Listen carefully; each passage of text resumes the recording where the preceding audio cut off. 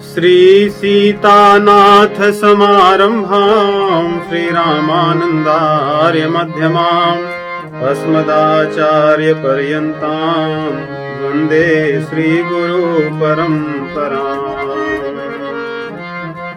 बंदौ तुलसी के चरण जिनकीन्हों जग काज,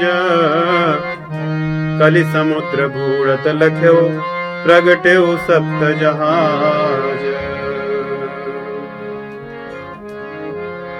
आज हम श्री रामचरितमानस के बालकांड के दोहा 111 से 211 से 221 तक पढ़ेंगे, जिसमें अहल्या उद्धार और भगवान श्री रामचंद्र जी का मिथिला नगर में प्रवेश।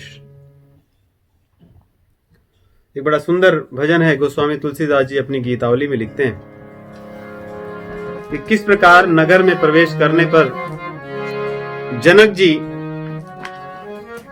के हृदय में प्रतिक्रिया होती है, आनंद से भर जाता है उनका हृदय, और किस प्रकार हर्षित होते हैं।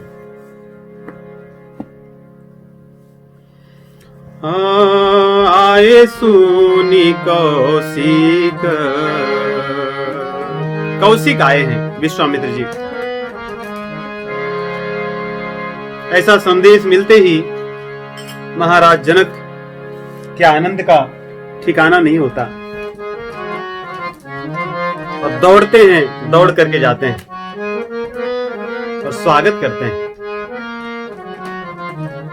जिन ब्रह्म को अपने हृदय में समेटे थे आज तक, जिसकी केवल अनुभूति करते थे, उनको अपने इन नेत्रों के समक्ष देखते हैं। आए सुनी कौशिक, आए सुनी कौशिक,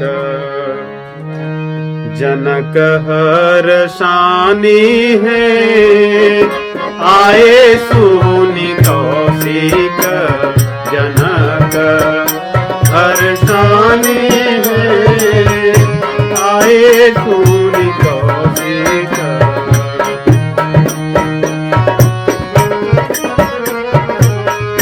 बोली गुरु भूसुरा समाज सो मिलन चले।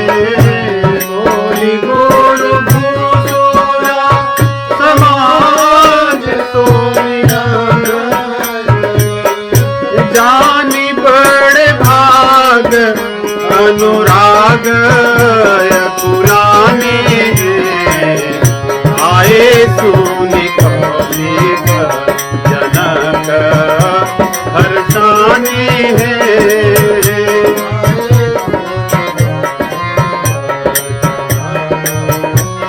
प्रेम से विह्वल हो गए, व्याकुल हो गए हैं। ब्राह्मणों को, संतों को, अपने मंत्रियों को लेकर चल दिए उनके स्वागत के लिए।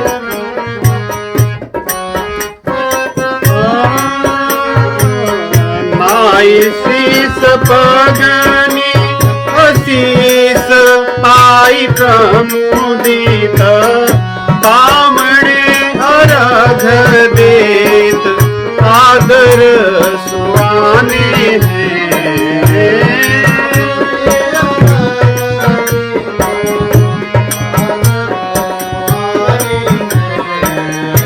असना बसना वास कई सुपास सब विधि, पूजी प्रिय पाहुने सुहाय सनमाने हैं। आए सुनी कौशिक, जनक हर्षाने हैं। आए सुनी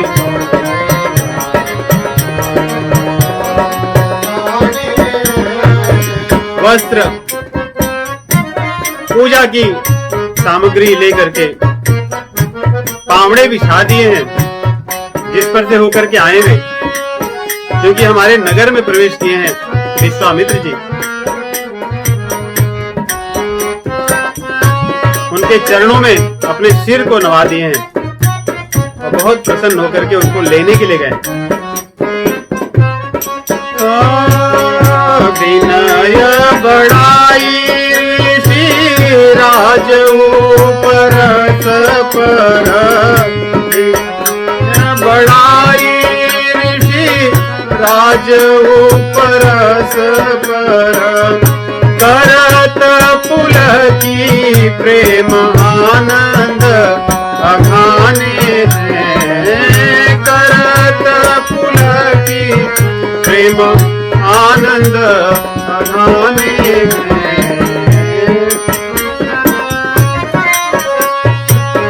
देख राम लखन निमेष बीत पीत भई, प्राण होते प्यारे लागे बीनु पहचाने हैं। आए सूरी कौशिक, आए सूरी कौशिक जनक। कभी देखे नहीं है और जानते भी नहीं कि कौन है, परंतु अपने प्राणों से भी अधिक प्यारे लग रहे हैं राम और लक्ष्मण जी। ब्रह्मानंद हृदय सरस सुख लोयन भय उभय सरस राम जाने हैं, भय उभय सरस राम जाने हैं।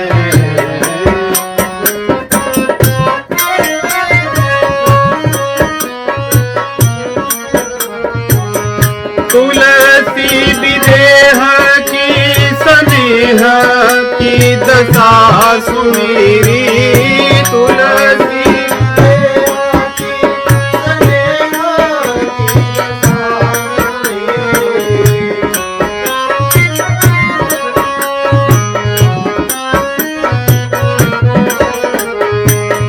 मेरे मन माने राहो, मेरे मन माने राहो, निपट सयाने हैं। आए सूरी कौशिक जनक,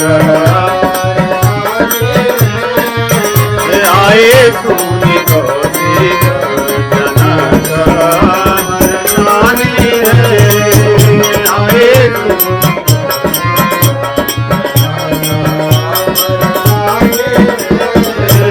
आए सूरी कौशिक, आए सूरी कौशिक, आए सूरी कौशिक जनक हर्षाने हैं। श्री राम जय राम जय जय राम, श्री राम जय राम जय जय राम।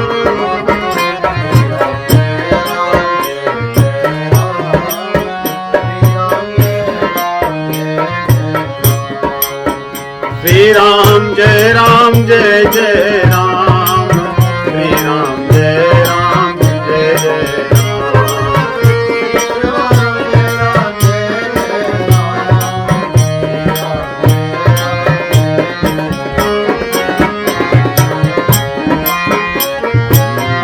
जय लक्ष्मण जय जय हनुमान, जय लक्ष्मण जय जय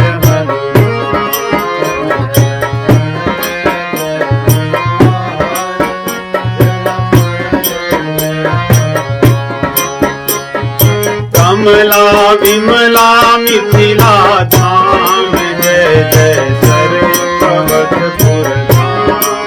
कमला विमला मिथिला धाम,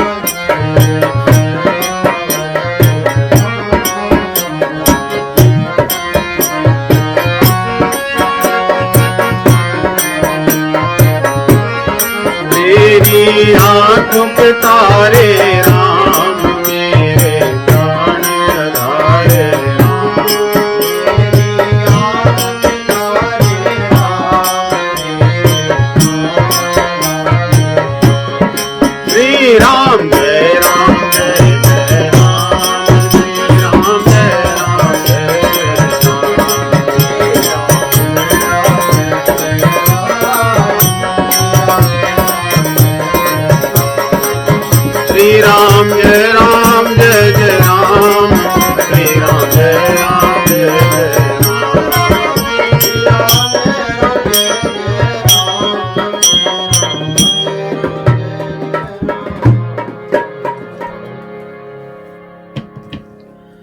सियावर रामचंद्र भगवान की जय। श्रीमद् अयोध्या धाम के सरयू मैया की जय। भगवान श्री रामचंद्र जी की बाल लीला बहुत जल्दी ही पूरी हो गई। गोस्वामी तुलसीदास जी बड़े संक्षेप में लिखते हैं। बस इतना कहते हैं कि संसार में जीवात्मा को नचाने वाली माया, माया को नचाने वाले भगवान और भगवान को नचाने वाले अवधवासी, अर्थात अपनी इच्छा अनुसार जैसे जो चाहा भगवान उसके साथ वैसी बाल लीला अपनी किए। 12 वर्ष भी नहीं बीता था कि विश्वामित्र जी ने सनाथ होने की इच्छा से कि मैं अब बहुत अनाथ होकर के मेरे जीवन तो बीत गए, अब ही मैं भगवान की शरण में चला जाऊं और सनाथ हो जाऊं, इस इच्छा से महाराज दशरथ जी के पास आकर के दोनों बंधुओं को, राम जी को और अनुज लक्ष्मण जी को ले जाते हैं अपने मख की रक्षा करने के लिए, यज्ञ की रक्षा करने के लिए। जाते समय भगवान श्री रामचंद्र जी को अपने द्वारा अर्जित विविध प्रकार की विद्याएं विश्वामित्र जी ने दी। जो भी शस्त्र अस्त्र थे उनको उन्होंने दिया और बहुत सी कथाएं पुराणों की, रघुवंश की उन्होंने सुनाई और अपने यहां जा करके यज्ञ किए। भगवान ने राक्षसों का वध किया। ताड़का, मारी, सुबाहु तथा अन्य जो भयंकर राक्षस रहा करते थे सिद्धाश्रम के आसपास, उन सभी का वध किए। विश्वामित्र जी को संदेश मिला सब मुनियों द्वारा कि धनुष यज्ञ हो रहा है मिथिला नगर में। विविध प्रकार के यज्ञ तो हमने सुने हैं, लेकिन धनुष यज्ञ ये अपने आप में अनूठा यज्ञ है। विश्वामित्र जी ने सोचा कि यही अवसर है कि भगवान को मैं ले चलूं, बाल लीला के बाद मैं विवाह लीला करवा लूं। तो भगवान अपनी विवाह लीला अब करेंगे। और गोस्वामी तुलसीदास जी भी भगवान की इस लीला में बड़े आनंद लेते हैं, इसलिए उन्होंने लिखा भी खूब।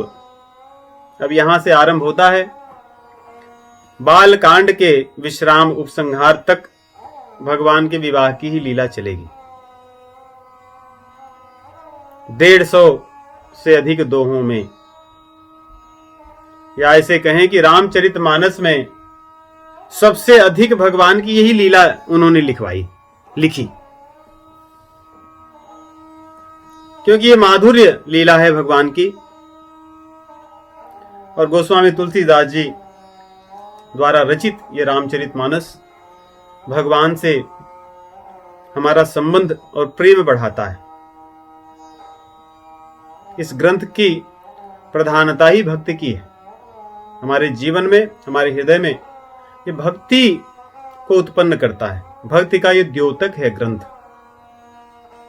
इसलिए गोस्वामी तुलसीदास जी इसमें भगवान की उस रसमयी माधुर्य लीला का ही वर्णन करेंगे। यहां से सोचे 12 वर्ष से कम अवस्था के ये दोनों बालक हैं।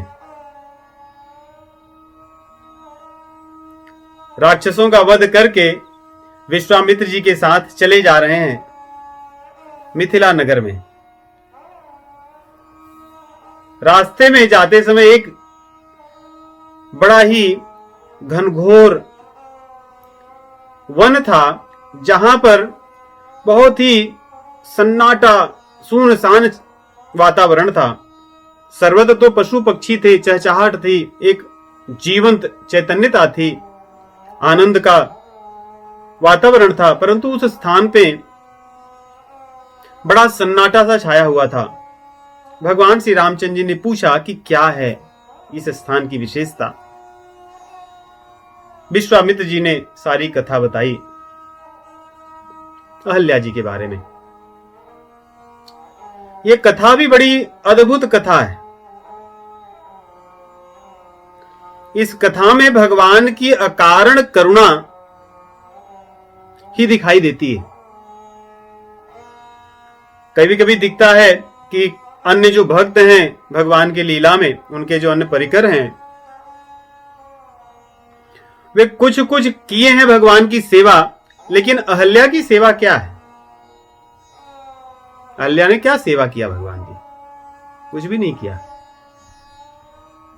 अहल्या का अर्थ ही देखिए ऐसा होता है कि जिसके जैसा और कोई सुंदर न हो।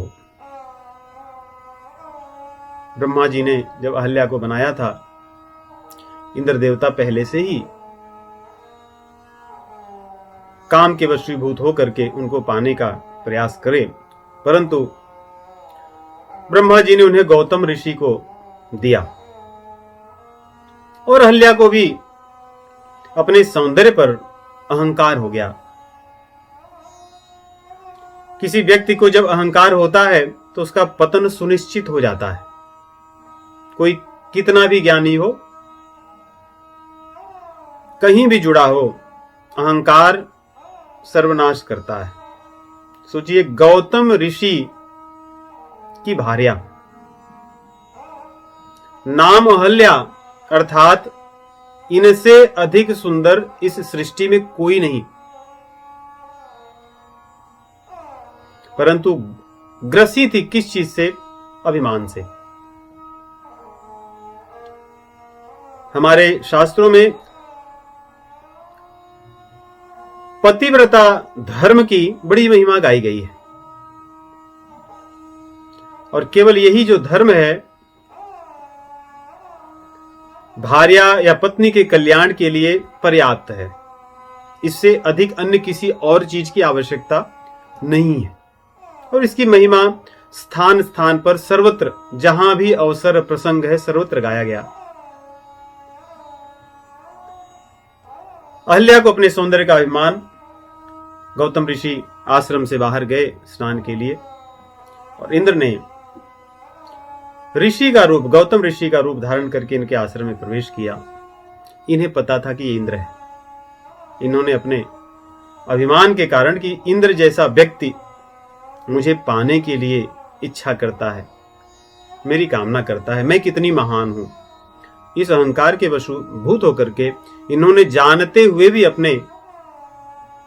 हुए भी प्रतिकार न करके अपने पतिव्रत धर्म को भंग कर दिया। और मुनि तो बड़े तपस्वी थे, आते ही उन्हें पता चल गया। उन्होंने तुरंत श्राप दे दिया, इंद्र को भी और इनको भी। इंद्र को श्राप दिया कि जाओ, तुम इतने कामुक हो, तुम्हारे सहस्रों लिंग हो जाएं शरीर में। और इनको श्राप दिया कि तुम इतनी निष्ठुर हो, तुम्हारा हृदय पाषाण की तरह है कि मुझ जैसे पति के साथ छल करते तुम्हें कोई लज्जा नहीं आई, जाओ तुम पत्थर हो जाओ। उनके श्राप से ये उसी आश्रम में पत्थर हो गई। हजारों हजारों वर्ष बीत गए। देखिए कि इनका क्या कर्म था, परंतु भगवान की केवल अकारण करुणा है। जब गाधितनय विश्वामित्र जी ने बताया सारी कथा, भगवान को दया आ गई। और गाधितनय यहां पे कहते हैं, गौतम नारी शाप बस उपल देह धरि धीर, चरण कमल रज चाहती, कृपा करहु रघुवीर। हे वीर, रघुवीर। रघुवीर का अर्थ साधारण वीरता नहीं है। जो व्यक्ति दान में वीर हो, श्रेष्ठ हो, धर्म में वीर हो, श्रेष्ठ हो, त्याग में वीर हो, श्रेष्ठ हो, पराक्रम में श्रेष्ठ हो, वीर हो, और विद्या में श्रेष्ठ हो, इन 5 तरह के गुणों में जो श्रेष्ठ हो, वीर हो, उसी को रघुवीर कहते हैं। कहते हैं विश्वामित्र जी, इन पर कृपा करो, ये आपके चरण के रज को चाहती है, चरण कमल रज चाहती। भगवान ने अपने चरण कमल से उनको स्पर्श किया। स्पर्श होते ही अहल्या जी अपने सहज स्वरूप में प्रकट हो गई। उन्होंने भगवान की स्तुति की। भगवान ने उन पर कृपा की। यहां पे गोस्वामी जी लिखते हैं, अतिशय बड़भागी चरणन लागी जुगल नयन जलधार बही। दोनों नयनों से जलधार बहने लगा। इसका अर्थ यह भी है कि अहल्या के दोनों नयनों से अश्रु बहने लगे, या दोनों भैया राम और लक्ष्मण जी के नेत्रों से अश्रु बहने लगे। उनके व्यथा को देख करके कितने हजारों वर्षों तक शिला के रूप में यहां रहना पड़ा। या गौतम ऋषि भी वहां पर सूक्ष्म रूप से प्रकट हुए, उनके और अहल्या के नेत्रों में अश्रु बहने लगे कि चलो जो श्राप था उससे मुक्त हुई। इस प्रकार भगवान की करुणा से वे अपने पति के धाम में गईं और उन्होंने भगवान से प्रार्थना की कि प्रभु जन्म जन्म तक आपके चरण कमलों में मेरा प्रेम बना रहे।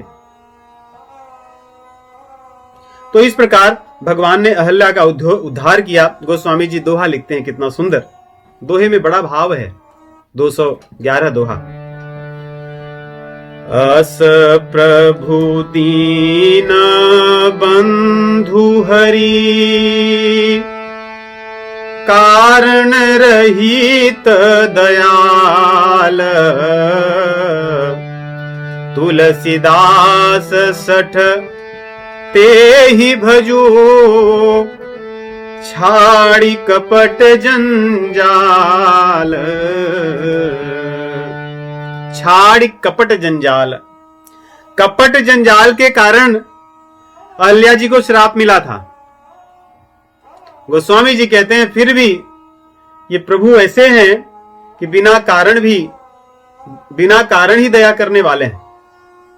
तो हे मन, जब बिना कारण ही दया करते हैं तो तू कपट पूर्वक क्यों ऐसे करता है?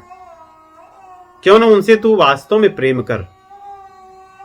इसलिए शठ कहते हे मूर्ख, अपनी बुद्धि को सही कर और भगवान से कपट त्याग करके उनसे भज, उनसे प्रेम कर, उनसे छल न कर। अर्थात शरीर को पाकर संसार की कामना न करके ऐसे अकारण करुणा वर्णालय भगवान के चरण कमलों का ध्यान कर, निश्चित ही कल्याण होगा।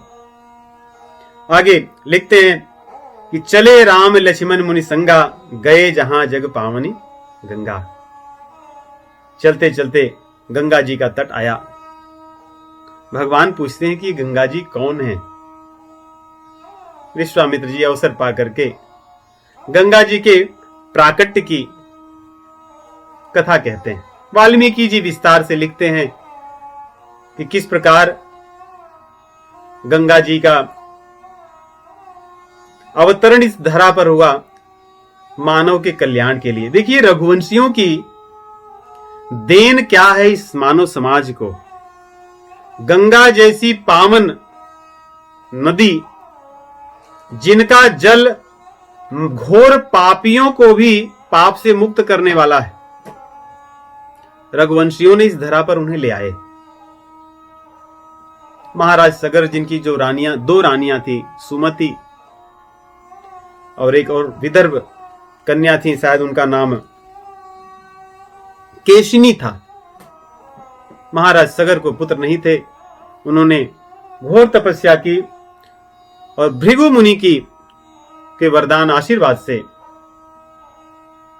केशिनी को एक पुत्र हुआ जिसका नाम असमंजस था। और जो दूसरी रानी सुमति थी, ये गरुड़ की बहन है, कश्यप की बिटिया। इसको 60,000 पुत्र हुए। एक तुम्बी में इसका गर्भ था, उसमें से 60,000 पुत्रों का जन्म होता है। तो जो असमंजस थे वो बहुत दुष्ट प्रवृत्ति के थे। रघुवंश में एक ऐसे भी राजा हुए जिनको उनके पिता ने दंड दिया और अपने राज्य से निष्कासित कर दिया। देखिए रघुवंशियों की यही तो परंपरा है कि वे कभी अन्याय नहीं होने देते। उनके पुत्र के भीतर दुष्टता थी, उन्होंने उसको राज्य से निष्कासित कर दिया। और बल्कि उनके पुत्र का पुत्र अंशुमान को उन्होंने रखा अंशुमान बहुत धर्मात्मा थे। और बाकी जो 60,000 पुत्र थे उनका भी नाम उन्होंने सगर ही रखा। कितना अच्छा काम किए, नहीं तो हम तो नाम याद करते बोलते लिखते ही परेशान हो जाते हैं। 60,000 पुत्र सगर। तो महाराज सगर ने जब यज्ञ के लिए उन्होंने अनुष्ठान किया, उस समय इंद्र ने यज्ञ के घोड़े को चुरा लिया। महाराज सगर ने अपने 60,000 पुत्रों को कहा कि आप ढूंढिए। ढूंढते ढूंढते वो नहीं ढूंढ पाए।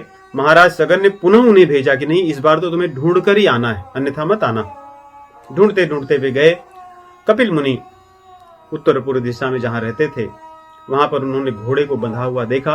उन्हें लगा कि कपिल मुनि ने ही चोरी किया, इसलिए उनसे वाद विवाद किया, उन्हें अपशब्द कहे। कपिल मुनि ने क्रोध अग्नि से इन 60,000 पुत्रों को जलाकर भस्म कर दिया, सगरों को। उसके बाद महाराज सगर ने अंशुमान को भेजा। अंशुमान ढूंढते हुए जब गए, देखे घोड़ा वहां था, कपिल मुनि थे और उनके जो काका थे 60,000, वे सब जलकर भस्म हो गए थे, राख बची थी। उन्होंने प्रार्थना की कि क्या करें। कपिल मुनि ने सारा दृष्टांत, सारी जो कथा थी बताया, सारे प्रसंग का वर्णन किया और घोड़े को दिया कि आप ले जाइए। आते समय उन्हें मार्ग में गरुण जी मिले। उन्होंने बताया कि हे अंशुमान, आपके जो काका 60,000 थे उनका उद्धार हो सकता है यदि इस धरा पर गंगा जी आए तो। उनके जल से जब उनका तर्पण श्राद्ध होगा तो वे उनका उद्धार हो जाएगा, कल्याण होगा। तब से लेकर के सगर महाराज ने 30,000 वर्षों तक अपने पुत्रों के उद्धार के लिए गंगा आए इसके लिए तप किया। बाद में वो शरीर छोड़कर चले गए इस धरा से। उनके जो पुत्र थे असमंजस, उनके पुत्र अंशुमान, उन्होंने तप किया। और उसके बाद महाराज दिलीप ने तप किया। उसके बाद भगीरथ ने तप किया। सोचिए, अपने पूर्वजों का उद्धार हो, इस सिद्धांत को स्थापित करने के लिए रघुवंशियों ने कितनी पीढ़ियों तक तप किया। महाराज सगर, उनके बेटे अंशुमान, दिलीप, भगीरथ, इन सभी ने तप किया। तब भगवान शिव जी के आशीर्वाद से गंगा जी धरा पर आई और भगवान शिव जी ने उनको अपनी जटा में धारण किया। इसकी विस्तार से कथा विश्वामित्र जी भगवान श्री रामचंद्र जी को और लक्ष्मण जी को बताते हैं। और बताते हुए चलते चलते विदेह राज का नगर नियर आता है, पास में आ जाता है। गोस्वामी जी लिखते हैं कि विदेह नगर नियर आया, हर की चले मुनि वृंद सहाया, बेगी विदेह नगर नियर आया। कुछ ही समय में मिथिला नगरी पास में आ जाती है। अब यहां पे मिथिला नगरी के वैभव का, ऐश्वर्य का वर्णन गोस्वामी जी कई दोहों में लिखते हैं। कहते हैं उसका प्राकृतिक सौंदर्य ऐसा कि जगह जगह पर जलाशय हैं। इन जलाशयों में जो सोपान बने हैं, सीढ़ियां हैं, वे मणियों से जटित हैं। उनके चारों तरफ सुंदर पुष्पों के छोटे छोटे पौधे हैं। उन पुष्पों पे भंवरे गुंजार कर रहे हैं। उनकी जो भनभनाहट है बड़ी मधुर है, बड़ा अच्छा लगता है। जो पौधे हैं, पौधों पर बड़े सुंदर सुंदर फल, स्वादिष्ट फल और पुष्प लगे हुए हैं। पक्षी कलरव कर रहे हैं। मन और प्राण को आकर्षित कर लेने वाले पक्षियों का कलरव है। इसके अलावा जो वायु जो बह रही है, वायु बड़ी शीतल है, मंद है, सुगंध लिए हुए बह रही है। जो नगर में जो गलियां हैं, बीथियां हैं, जिसको स्ट्रीट्स और एवेन्यूज कहते हैं, ये बड़े सुंदर हैं, बड़े भव्य हैं, दिव्य हैं। एक बहुत ही सुगंध इन सड़कों से निकलती है, वहां पर धूल नहीं दिखती।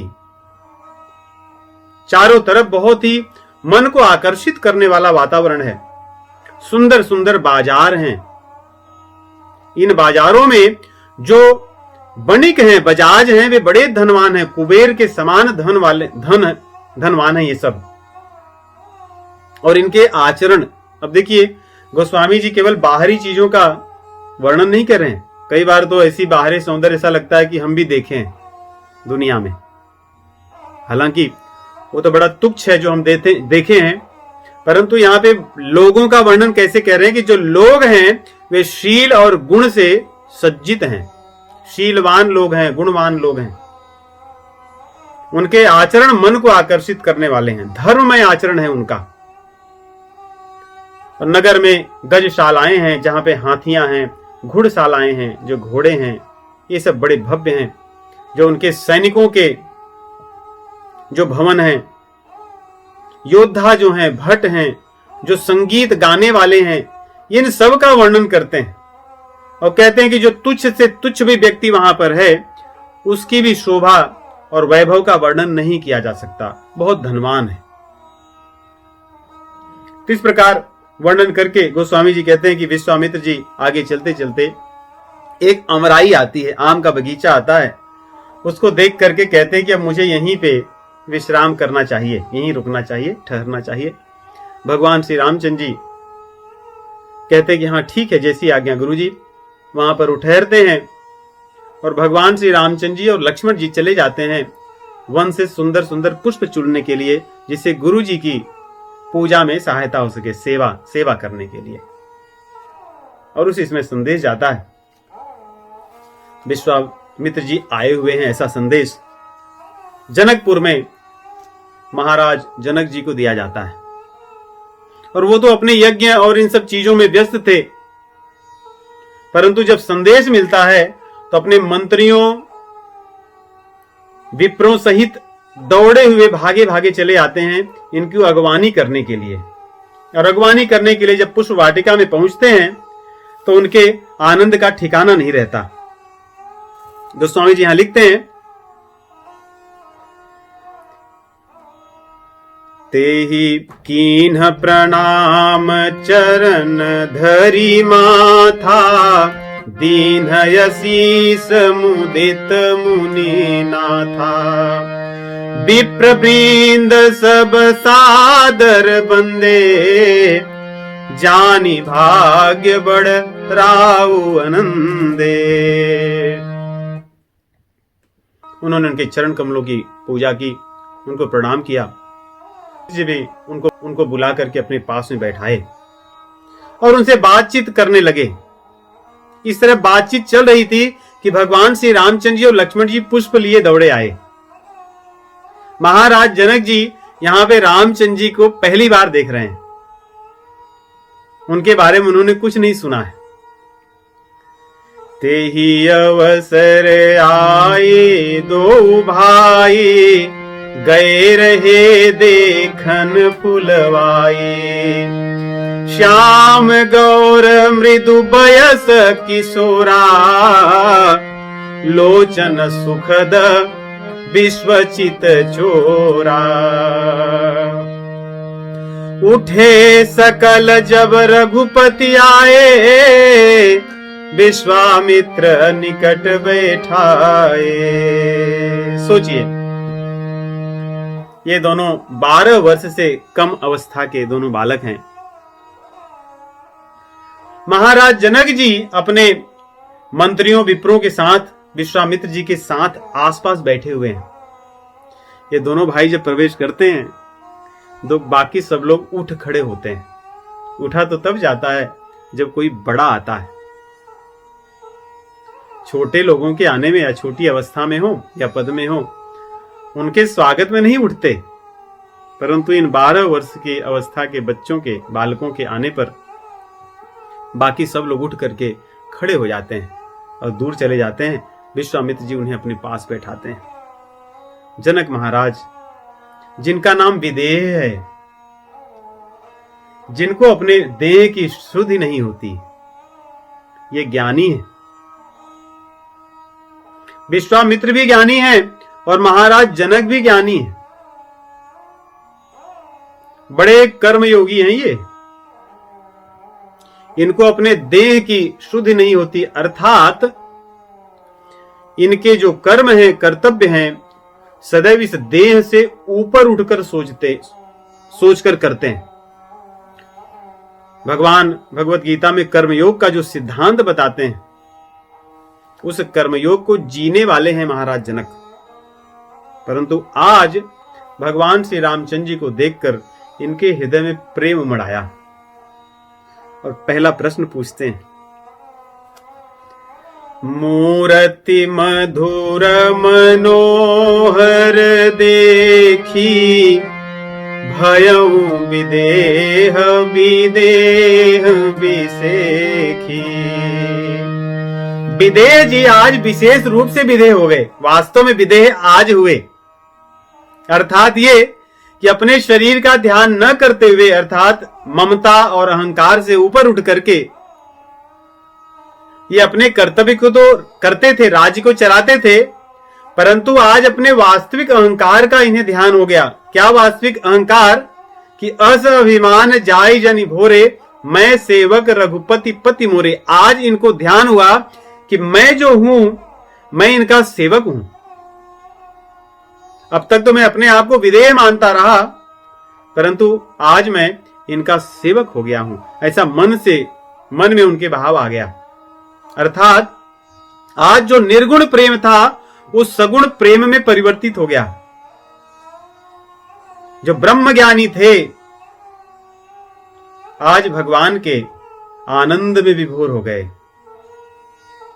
जो ब्रह्मानंदी थे आज वो रामानंदी हो गए, राम जी के प्रेम में डूबने लगे।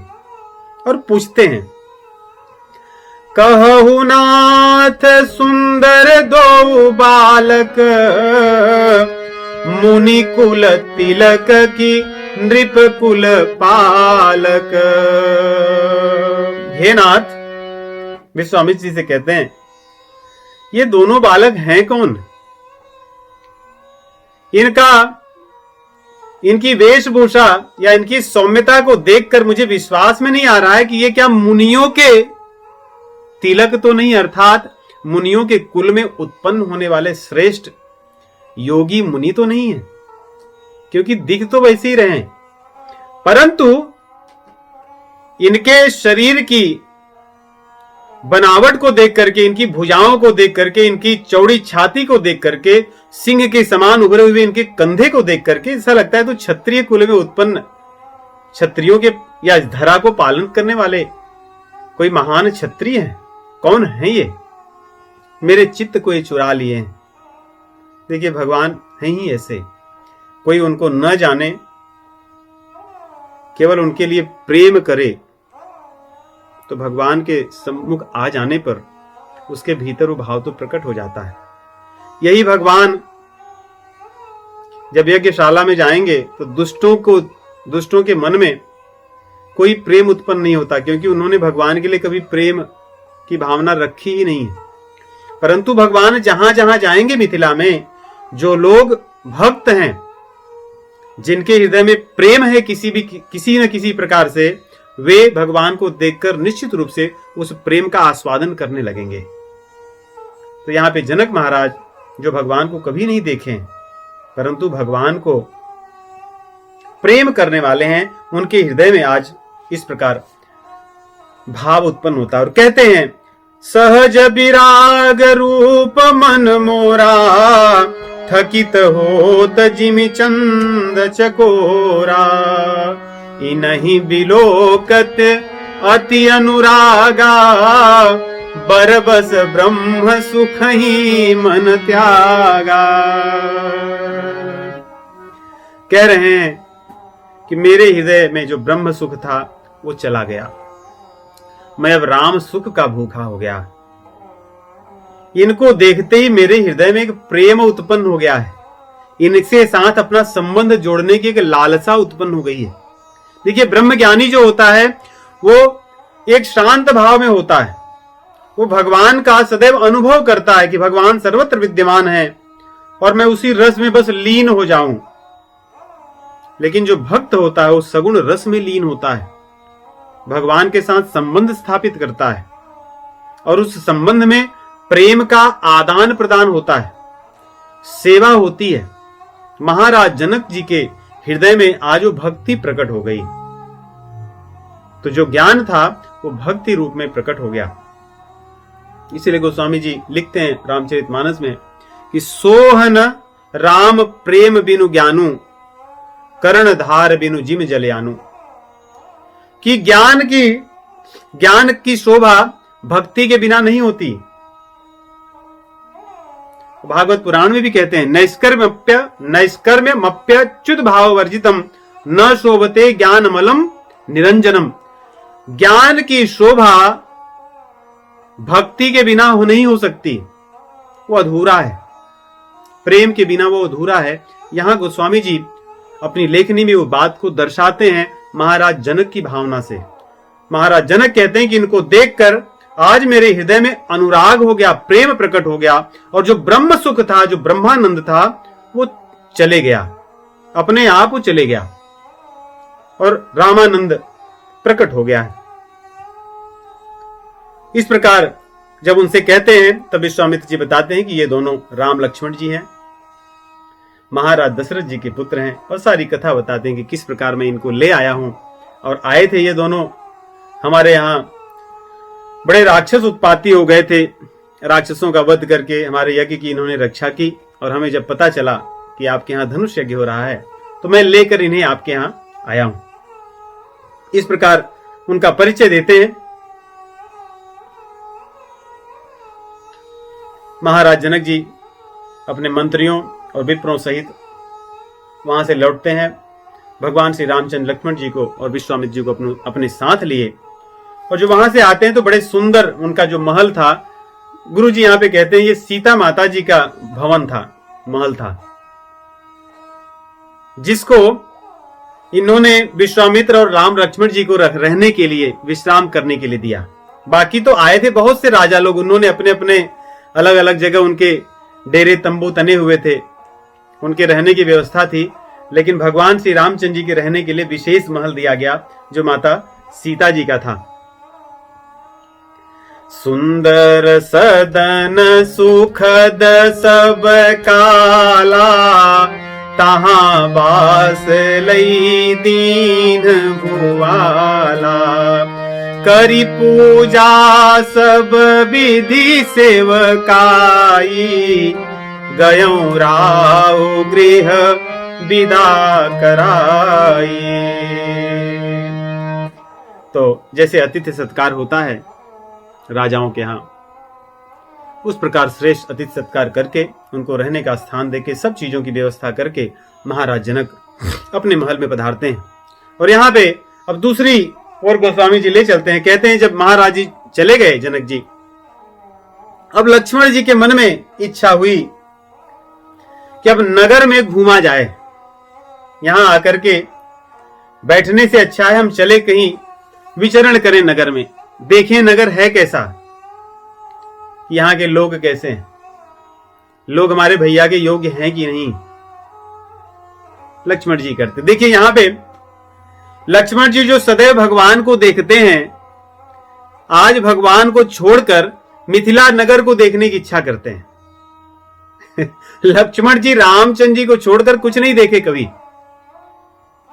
लेकिन यहां स्वयं कह रहे हैं, लखन हृदय लालसा बिसेखी, जाई जनकपुर आई देखी। राम जी को छोड़कर जनकपुर देखने की इच्छा है, लेकिन कह नहीं पा रहे हैं।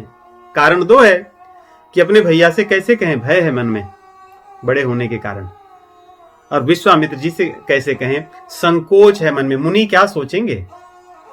ये छोटा सा बालक, बड़े भाई यहां बैठे हैं, मैं यहां बैठा हूं और एक घूमने की इच्छा कर रहा है, इसलिए कुछ बोल नहीं सक रहे हैं। परंतु भगवान श्री रामचंद्र जी बड़े कृपालु हैं, अपने भक्तों पर बड़ी कृपा करते हैं, उनकी लालसा को पूर्ण करते हैं। इसलिए यहां देखिए कहते हैं भगवान अपनी भक्त वत्सलता का परिचय देते हैं, और बिना लक्ष्मण जी के मुख से कहवाए ही स्वयं कहते हैं कि लक्ष्मण जी की इच्छा है। ऐसा मुनि से कहते हैं कि मुनिदेव, हे गुरुदेव, लक्ष्मण जी की इच्छा या लक्ष्मण की इच्छा है कि जनकपुर में जाकर के हम देख कर आए नगर को कैसा है, क्योंकि धनुष यज्ञ में आए हैं तो यहां पता भी तो चल जाए। और भगवान क्षत्रिय हैं, क्षत्रिय गुरु जी कहते हैं कि वो सदैव अपने कार्य में, अपने धर्म में तत्पर रहता है। यही तो क्षत्रिय का धर्म है कि कभी वो सोता नहीं आराम से। इसलिए उनके मन में था कि चल करके यहाँ देखें, आए हैं तो देश देश से राजा, इन राजाओं में कौन कौन हैं, कौन कौन किस प्रकार के हैं, देख तो लेंगे एक बार उनको। विश्वामित्र जी आज्ञा देते हैं, कहते हैं कि ले जाओ इन्हें और लक्ष्मण जी की जो इच्छा है उसके अनुसार इनको नगर में घुमाओ। सुनि मुनीस कह बचन सप्रीति, कसन राम तुम राखो नीति, धर्म से तु पालक तुम ताता, प्रेम विवश सेवक सुखदाता। जाई देखिया वहु नगर, सुख निधान दो भाई, करहु सुफल सबके नयन, सुंदर बदन दिखाई। विश्वामित्र जी दो बात कहते हैं। कहते हैं कि हे राम, आप तो श्रुति पालक हैं, आप तो नीति पालक हैं। नीति क्या कहती है कि अपने छोटों की, जो आपको स्वामी मानते हो, अपने उन सेवकों की लालसा पूर्ण करनी चाहिए। और आप तो धर्म के पालक हैं, ये तो आपके भक्त हैं, इसलिए इनकी जो भावना है उसको आप पूर्ण कीजिए। दूसरी बात कहते हैं कि यहां मिथिला के वासी आपके मुख कमल को देखने के लिए व्याकुल है। इन्होंने करोड़ों वर्षों तक तप किया है आपके दर्शन पाने के लिए, आपसे नाता जोड़ने के लिए। मिथिला में देखिए, मिथिला के लोग, रामचरितमानस में भी आता है, अपने आप को बड़े सौभाग्यशाली मानते हैं। वो तो कहते हैं कि हम अयोध्या वालों से भी बड़े सौभाग्यशाली हैं। वो अपने आप को अवध वासियों से भी सौभाग्यशाली मानते हैं और कहते हैं कि मेरा नाता ऐसा है कि राम जी को तो हम अपने मुट्ठी में रखते हैं। वहां मिथिला में तो बहुत भजन भी बहुत है कि मिथिला के नतवा से, मतलब मिथिला के नाता से हमारा तो कुछ भी हो सकता है, राम जी तो हमारे हैं। विश्वामित्र जी कह रहे हैं ये लोग आपसे नाता जोड़ने के लिए बड़े तप किए हैं, जाकर के इनको अपना दर्शन दे आओ। ये दो कार्य, एक तो लक्ष्मण जी की इच्छा को पूर्ण करो, क्योंकि लक्ष्मण जी गुरु हैं, गुरु तत्व हैं। जो गुरु होता है वो भक्त को भगवान का दर्शन कराता है। इसलिए लक्ष्मण जी यहां इच्छा प्रकट करते हैं भगवान से कि आप दर्शन दीजिए अपने भक्तों को, और इसीलिए लक्ष्मण जी लेकर जाते हैं भगवान को। गुरु गोविंद दो खड़े काके लागू पांव, इसीलिए कहा गया है बलिहारी गुरु आप हैं, गोविंद ने दिए बताए। तो आज रामचंद्र जी को ले जाकर के मिथिला वासियों को दर्शन कराने वाले गुरु तत्व जो लक्ष्मण जी हैं वो हैं। विश्वामित्र जी की आज्ञा से दोनों भाई चल देते हैं, उनके चरण कमलों में प्रार्थना करके प्रणाम करके चलते हैं। भगवान के सौंदर्य का वर्णन कितना गोस्वामी जी लिखते हैं कि उनका बढ़िया पीत वस्त्र है, धनुष बाण हाथ में लिए हुए, तरकस उनके कटी में शोभायमान दे रहा है, और बढ़िया सा उनके सिर पर मुकुट है, चौतनी है, और सुंदर बड़ा हार है गजमुक्ता का, पदिक का। श्याम और गौर ये दोनों भाई नगर में जब चल दिए तो सर्वत्र शोर मच गया कि देखिए कौन आए हैं नगर में, आज मिथिला में कौन आए हैं। जब बालक सुने तो बालक तो इनके पीछे हो लिए, बच्चे सब इनके पीछे पीछे घूम रहे हैं, दोनों भाई चल रहे हैं और इनका साथ ही नहीं छोड़ रहे हैं। जब संदेश या खबर फैली तो जो स्त्रियां थी वे सोची कि बच्चे कहां दौड़ रहे हैं, क्या बात है। वे भी दौड़कर आई अपने झरोखों से, बालकनी में बैठ करके देखने लगी, अरे ये दोनों तो कितने सुंदर बालक हैं, कौन हैं ये। वे दोनों आपस में चर्चा करने लगी। रुचिर चौतनी सुभग सिर, मेचक कुंचित केश, नख सिख सुंदर बंधु दो, शोभा सकल सुदेश। नख से लेकर सिख तक इनकी शोभा ऐसी थी कि क्या कहें। कह रहे हैं कि नगर वासियों को ऐसी चीज मिल गई देखने के लिए, ऐसा सौंदर्य मिल गया देखने के लिए, मान लो किसी रंग को बहुत बड़ा खजाना मिल जाए लूटने के लिए। जिसने कभी कुछ न पाया हो उसको अथाह खजाना मिल जाए, इसी प्रकार मिथिला नगर वासियों के नेत्रों को लूटने के लिए, देखने के लिए खजाना मिल गया, जहां से उनके नेत्र हटते ही नहीं थे, एक टक लगे रहते थे, उनको देखते रहते थे। और जो युवतियां हैं वे झरोखों में खड़े होकर के एक दूसरे से बतलाने लगी कि हे सखी, ये है कौन। लोग आपस में चर्चा करने लगी। कहती ये तो कौन है, जिनको थोड़ा ज्ञान था कहने लगी, जहां तक मुझे लगता है ये कोई देवता नहीं हो सकते, क्योंकि देवताओं के ऐसे सौंदर्य का वर्णन हमने नहीं सुना है। ये कोई नाग लोक के भी व्यक्ति नहीं हो सकते, क्योंकि उनके अंदर ऐसा ऐश्वर्य और इतना प्रभाव नहीं है। किन्नर यक्ष ये सब नहीं हो सकते, राक्षस ये सब हो ही नहीं सकते लोग, क्योंकि उनके अंदर इतना कुछ वैभव हो ही नहीं सकता, हमें नहीं लगता। उसके बाद में वे कहने लगी, तो क्या कोई कहती क्या विष्णु है क्या, ऐसा लग रहा है, हमने सुना है कि वे बहुत सुंदर हैं। तो दूसरी कहती नहीं, विष्णु तो नहीं हो सकते। बोली क्यों? कहते हैं उसको तो, उनको तो 4 हाथ हैं, इनको तो 2 ही हाथ हैं, दिखते भले हैं मुख से वैसे, परंतु ऐसे वे नहीं है। तो किसी ने कहा ये हो सकता है ब्रह्मा जी के भी सौंदर्य का हमने वर्णन सुना है।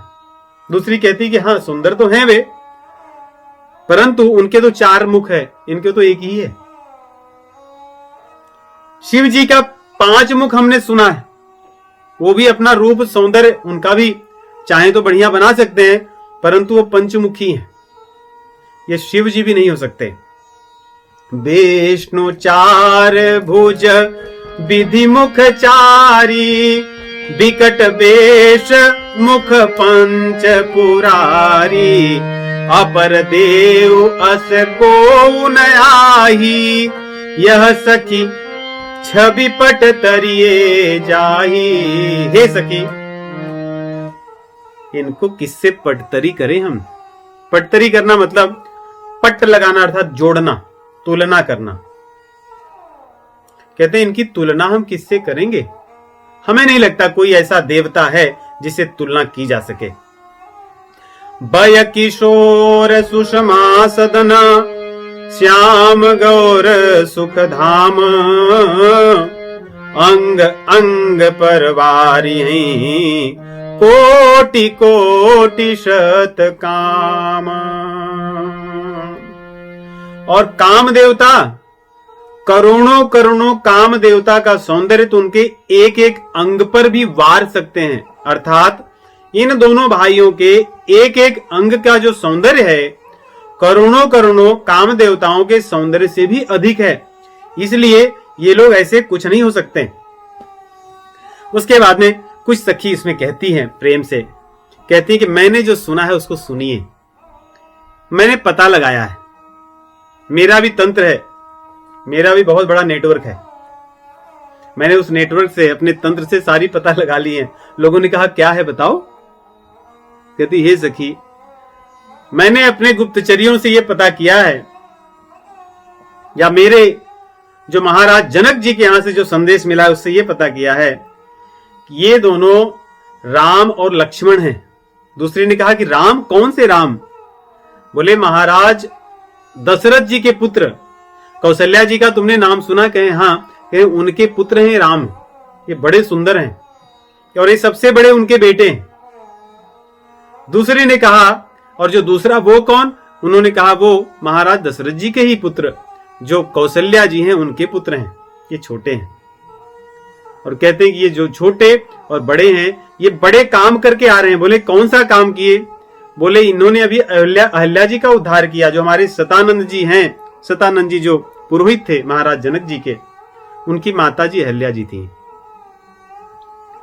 तो कहते हैं कि हमारे जो शतानंद जी हैं उनकी माता जी का इन्होंने अभी अभी उद्धार किया, ऐसा भी मुझे खबर मिली है। और इन्होंने विश्वामित्र जी के यज्ञ की रक्षा की। जो मारीच, सुबाहु, ताटका, इनका हमने नाम सुना था, इनसे उन्होंने रक्षा की। ताटका को मार दिया, सुबाहु को मार दिया, और मारीच को तो उन्होंने पता नहीं कहां भेज दिया है। इस प्रकार वो चर्चा करती है।